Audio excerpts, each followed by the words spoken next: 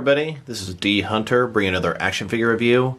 Today we're going to be looking at the McFarlane Toys Cyberpunk 2077 V action figure.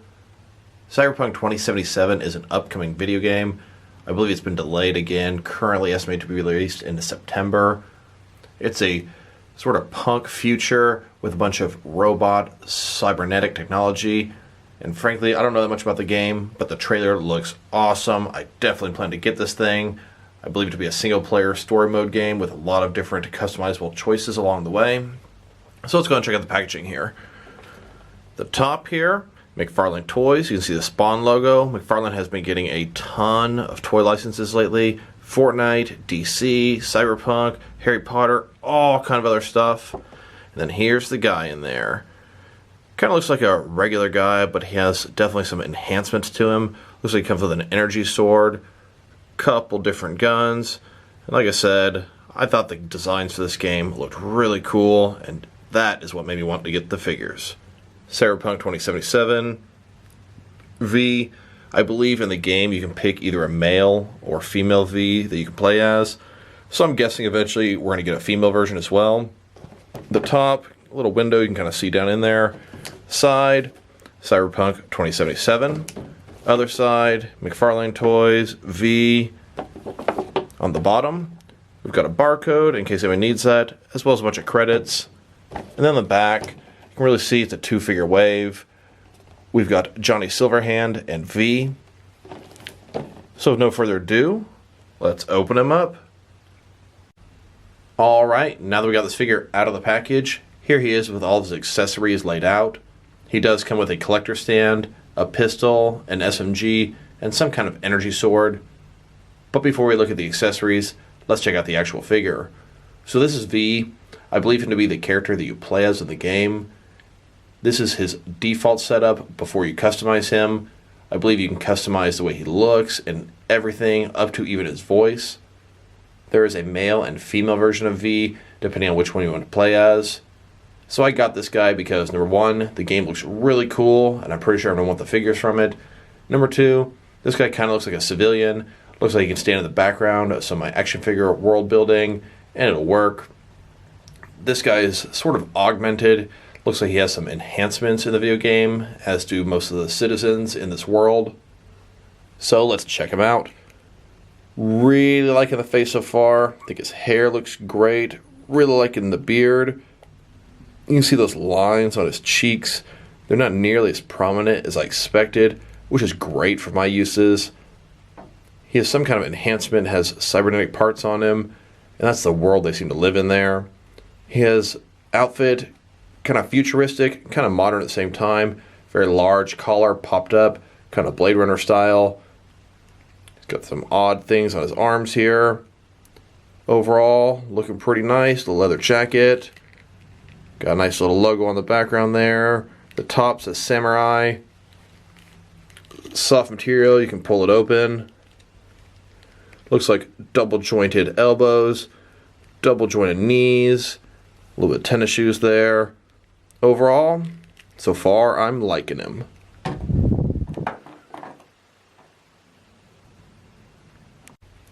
So now let's go ahead and check out all of his accessories. Let's start off with the boring stuff, like the display stand. As you can see, it's a perfect circle. It says Cyberpunk 2077. It's got a peg here for the peg holes in their feet. Pretty thin, standard McFarlane stand. Now I'm not much of a stand guy. This stand is going to go into a huge bin of stands, hopefully never to be seen again. So let's check out his energy sword. This was simply called a katana in the action figure description. But it's bright pink, so I'm guessing it's made of some kind of energy. There's a lot I personally don't know about this game, and seeing as how its release is pretty far away, seems like it might be a while before I get some of the answers. Here he is holding his sword. Like I said before, I don't really understand what the energy sword is about.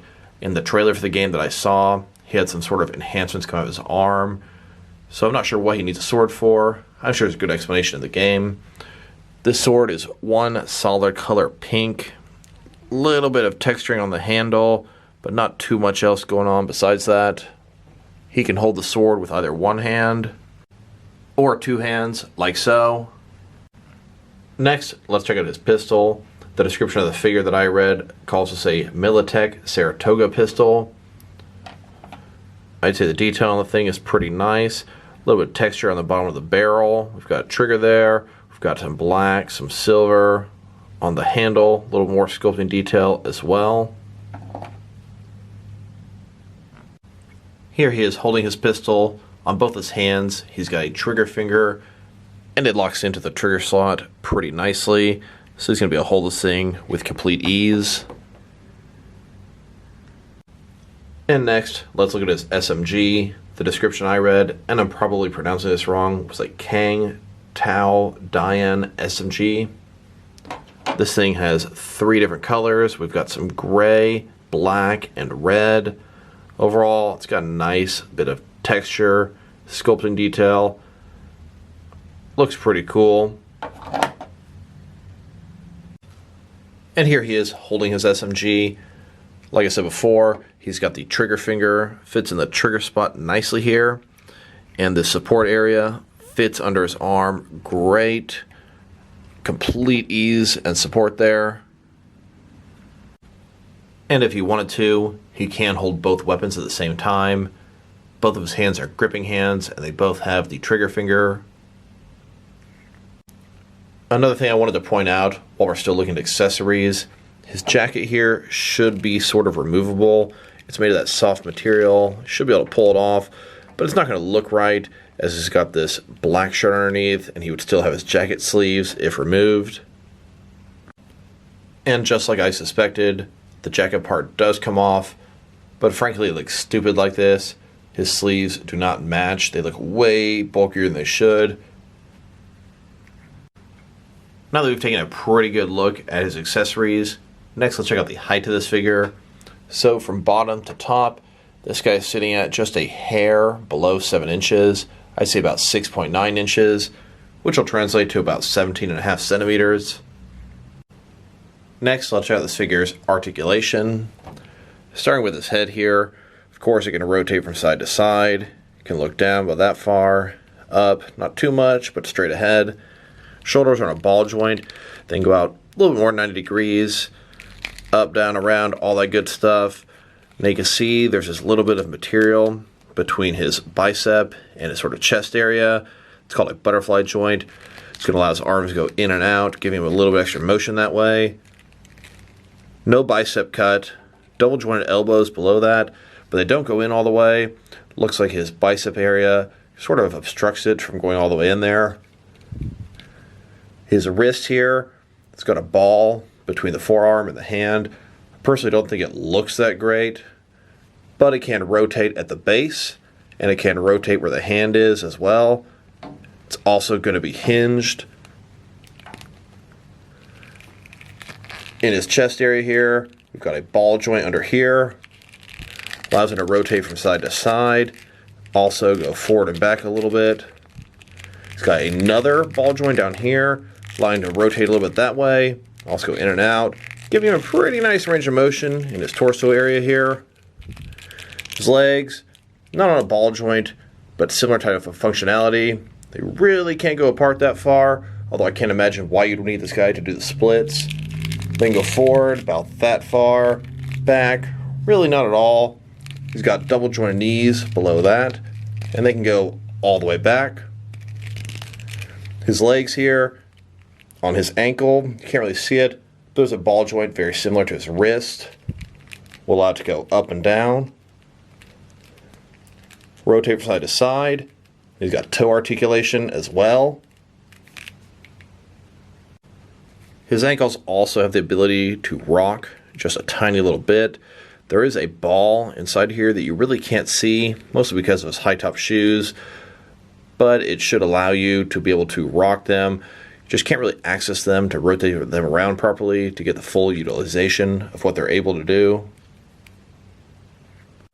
And next, let's check this guy out compared with some other action figures. Here he is next to Johnny Silverhand. This is the only other figure from the game they've made so far, although I'm personally expecting these figures to do well and them to give us a female V, if nothing else. This Johnny Silverhand is based off the look of Keanu Reeves. At the end of the trailer, he approached V, He's got this enhanced cybernetic arm, which is pretty cool. Next, I wanted to compare him to some NECA Blade Runner figures. There are a total of 4 of them they've made. I keep mentioning Blade Runner in this review. The future in Cyberpunk definitely reminds me of some Blade Runner aspects as well. Next, let's check him out with some of his McFarlane Toys brothers. Here in front of you are 5 different action figure lines, all from McFarlane Toys, all from different video games, all 7-inch scale. McFarlane has also made some 6-inch scale video game figures. Here are a couple of Call of Duty figures, noticeably shorter than the Cyberpunk figures.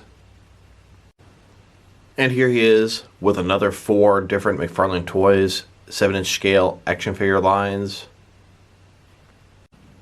Next, let's check him out compared with some action figures from different various companies to see how he fits in both scale and style wise, in case you want to know which lines you can mix him with. Here he is next to some DST or Diamond Select toys. Here he is with some NECA figures. Here he is with some DC Direct and DC Collectibles action figures. Here he is with some Mattel wrestling figures. So far, between McFarlane, DST, NECA, DC Direct, and the wrestling figures, he fits in pretty decent height-wise with them. Here he is with some Mezco 1/12 cloth soft goods figures. And here, next to some Mattel, DC Universe Classics, and Multiverse figures. And here, with some Mafex figures. And here, with some Hasbro Marvel Legends. And then, with some SH Figure Arts action figures. So overall, this is a pretty nice figure. His paint job and sculpt are on point. They are crisp, very nice. His articulation suffers a little bit from the sculpt not being able to utilize everything. I personally absolutely love action figure world building. This guy here is going to be able to double up as a civilian in a lot of my action figure displays. The lines on his face are not too prominent. I love when you can use action figures for numerous uses. This guy also suffers a little bit because the game is not out yet. I believe McFarlane was trying to coincide the release of these figures pretty close to when the game was coming out. But now the game's going to be about 6 months after the figures come out. I expect to enjoy this figure more when the game is out because, frankly, the game looks pretty cool and it's going to make me want these figures even more. Happy to have them ahead of time. So if I were to rate this figure, I give him a 6.5 out of 10. But I expect to give him a 7.5 out of 10 when the game is out, and I want this guy even more. So this is D Hunter. Thank you guys for watching this video. If you liked the video, press like below. If you have anything you want to say about the video, add it to the comment section. If you want to see additional action figure reviews from me, press subscribe. I do appreciate when you do that. Once again, this is D Hunter. Thank you guys for watching this video, and I'll talk to you guys real soon.